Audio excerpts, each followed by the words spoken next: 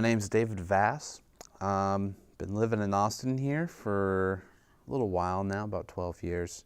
Yeah, it wasn't too long ago that I was going down Guadalupe and I saw this it was like an outline of a cat. I mean, it was like just like the face, it was like cartoon. It reminded me of like Fritz the cat. And then I saw it like a few blocks down, and then I started seeing it like everywhere. And then I started noticing more and more like street art and tags around. It takes me out of my like daily routine and I focus on it, and then I'm kind of, I don't know, it makes me much more aware of my surroundings. I don't know, I like the idea that it's so fleeting, but also so eye-catching, and it kind of reorients you once you see it. Yeah, I'd love to meet the people behind it, and even just beyond the people, like the people they know and the things that they do in order to maintain the culture and how it survives in spite of being illegal. Obviously, I am not alone in any misconceptions that there might be about this culture, and so I'd like to see just what that misconception is. How far off am I? Do I know what I'm talking about, or am I just as lost as everyone else who thinks that it's simply vandalism?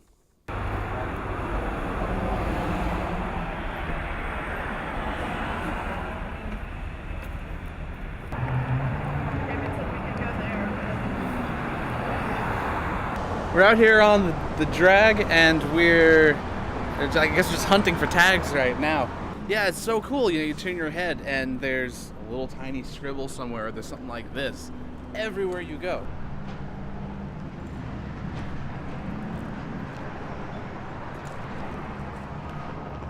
This, I know, used to be covered, like side to side and just like top to bottom.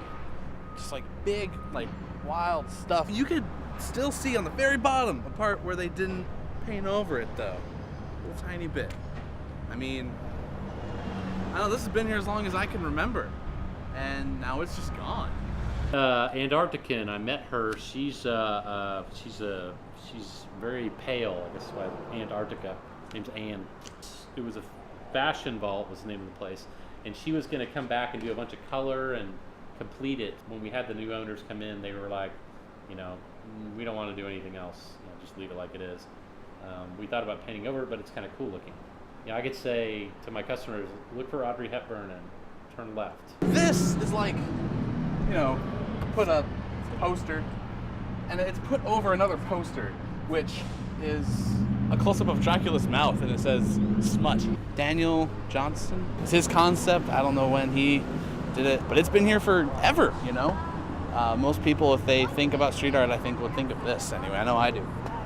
I do walk past this guy every day, and I really enjoy it. But this guy has some emotion attached to me because,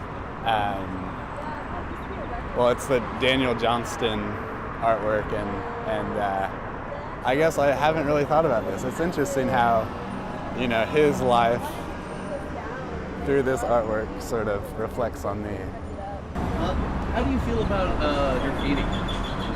I like graffiti. I think it's a pretty awesome expression, but it can be, you know, it's one of those things that's just like subjective. It's all like, can go either way, you know, can be really messy and kind of disgusting and, you know, pornographic, if you will, and then can be, you know, really exciting and enticing and, you know, really like liven up a space or a wall or whatever. That thing that you're looking at every day that either makes you laugh or smile or makes you pissed off, it jars you into being something more or different than you already are. But it's not bad for you, and it's not a drug, and it's not a pill, and it's not an escape. This one I've seen a bunch of different variations of. The one I've seen the most is actually this, but he's like smoking a joint and he looks real stoned.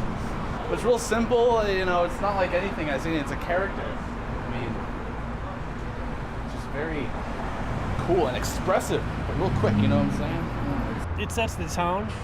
Our parking lot's one of the first things you see when you're coming to Home Slice, and so we always try to take every opportunity to make an impression, whether it's our menu or website or our parking lot. Try to make an impression on you that speaks to who we are.